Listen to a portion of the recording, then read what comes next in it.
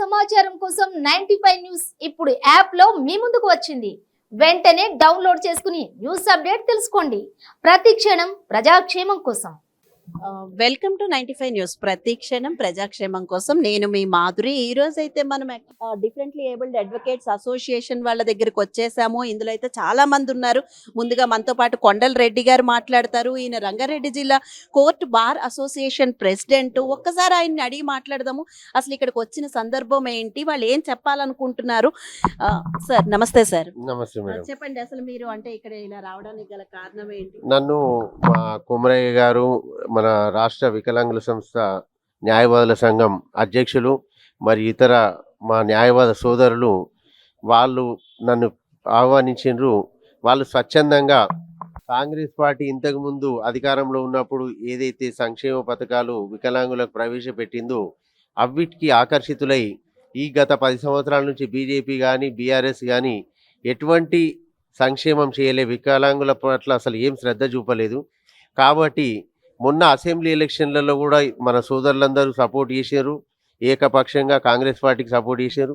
ఈ పార్లమెంట్ ఎలక్షన్లలో కూడా కాంగ్రెస్ పార్టీకి సపోర్ట్ చేసి అత్యధిక పార్లమెంటు సభ్యులని ఢిల్లీకి పంపించడానికి, రాహుల్ గాంధీని ప్రధానమంత్రి చేయడానికి మా సోదరులందరూ కృతనిశ్చయంతో ఉండి వాలంటరీగా వచ్చి సపోర్ట్ చేస్తున్నందుకు వాళ్ళకు ప్రత్యేకంగా ధన్యవాదాలు తెలియజేస్తున్నాను. వాళ్ళ ఏ సమస్యలన్నా నేను ముందు ఉండి ముఖ్యమంత్రి గారికి విన్నవించుకొని సమస్యలు కూడా పరిష్కరించేటట్టు చూస్తానని హామీ ఇస్తున్నాను.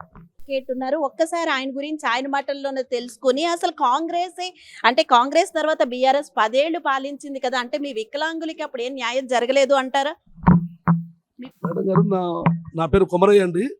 Different abled advocates association president కుమరయ్యను.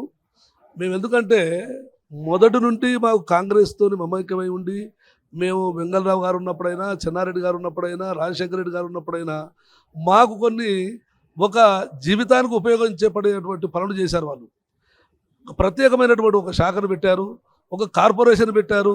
వాళ్ళందరూ చదువుకొని ఈరోజు బైకులలో, ల్యాప్టాప్లలో తీసుకుని వాళ్ళు ఎంతో ఆనందపడుతున్నారు. వాళ్ళ విద్యను ఎంతో అభివృద్ధి చేసుకున్నారు. అదే ప్రకారంగా ఈరోజు మాకు బీఆర్ఎస్ ఉన్నప్పుడు కూడా కనీసం ఒక్కరోజు కూడా మేము ఆ యొక్క ముఖ్యమంత్రి మెట్లెక్కలేదండి. 10 సంవత్సరాలు కూడా మేము మెట్లెక్కలేదు. ఎందుకంటే మాకు అక్కడ ప్రాతినిధ్యం లేకుండా పోయింది, మాకు ప్రత్యేకత లేకుండా పోయింది. కాబట్టి మేము అక్కడ పోలేకపోయినాం.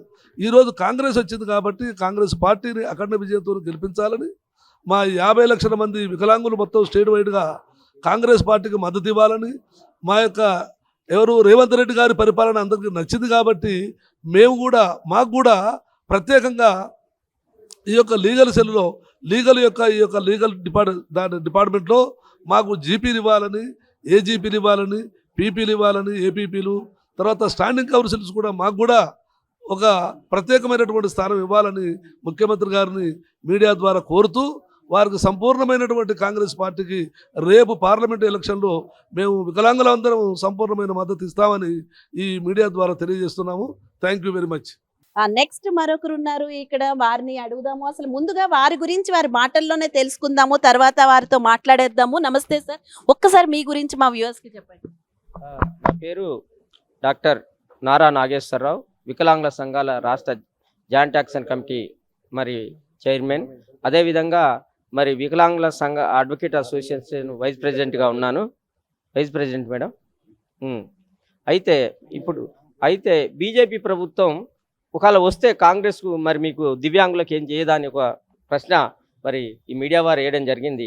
గతంలో 10 సంవత్సరాలుగా ఉన్నప్పుడు దివ్యాంగులకు బీజేపీ ఏం చేసింది అనేది మనం ఒకసారి ఆలోచించుకుంటే, 7 రకాలుగా ఉన్నటువంటి వికలాంగులని 14 రకాలు బట్టి 21 రకాల వికలాంగులు చేసి అదే 5% ఇచ్చినటువంటి కాంగ్రెస్ దాన్ని రాజ్యసభలో పాస్ చేసిందని 4% కుదించారు రిజర్వేషన్ని. అంతేకాకుండా అక్కడ దేశంలో మరి బీసీ కమిషన్, ఎస్సీ కమిషన్ లెక్క మనకు వికలాంగులకు చీఫ్ కమిషన్ అనే ఒక పదవి ఉంటుంది.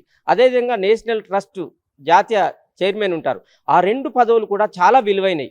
ఆ 2 పదవులు కూడా 10 సంవత్సరాల నుంచి నింపలే. తర్వాత వికలాంగులకు ప్రతిసారి రుణాలు ఇచ్చేది national handicapped financial development, NHFDC అంటారు. దీన్ని 10 సంవత్సరాల నుంచి మన రాష్ట్రానికి ఒక్క లోన్ కూడా రాలే. దీన్ని బట్టి చూస్తే వికలాంగుల పట్ల బీజేపీకి 10 సంవత్సరాల అవకాశం వచ్చింది. అయినా కూడా సౌత్ తెల్లది it has shown the step mother's love but not reality. కాబట్టి కాంగ్రెస్ ప్రభుత్వం అసలు పార్టీలు ఉన్నా లేకపోయినా రాజీవ్ గాంధీ ఫౌండేషన్ ద్వారా ఎన్నో సంక్షేమ కార్యక్రమాలు పెట్టింది, అసలు వికలాంగులని ప్రణాళికల్లో చేర్చింది.